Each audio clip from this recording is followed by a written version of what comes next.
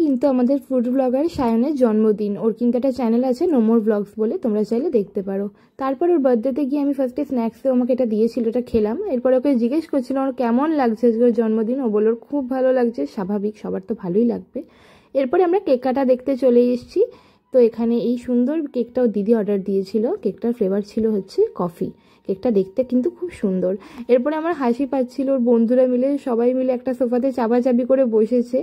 তো তারপরে best part ছিল কেক কাটার পর কেকটা কিন্তু আমরা দাঁড়িয়ে বাইরে বাজি ফাটানো দেখতে দেখতে খাচ্ছিলাম। সেই বাজি দেখলে কিন্তু আমার কালী পুজোর কথা মনে পড়ে যায়। এরপরে আমরা খাওয়া দাওয়া করতে চলে এসেছি, এখানে দিদি আমাদের সার্ভ করে দিচ্ছে। তো ফার্স্টে দিয়েছিল হচ্ছে বিরিয়ানি, তারপরে স্যালাড আর চিকেনের একটা গ্রেভিও দিয়েছিল, কিচ্ছু রেকর্ড করতে পারিনি আমি। তারপর আমাদেরকে চকলেট আইসক্রিম দিয়ে দেয়। এরপর ওর বন্ধুরা আবার একটা কেক নিয়ে আসে, এটা বাটারস্কচ ফ্লেভারের, ওর সব থেকে ফেভারিট বলতে পারো। তারপরে হজমোলা খেয়ে দিদিভাই আমাকে একটা পার্সেল দিয়েছিল, ওটা নিয়ে বাড়ি চলে এলাম। আজকের ভিডিওটা এইটুকুই।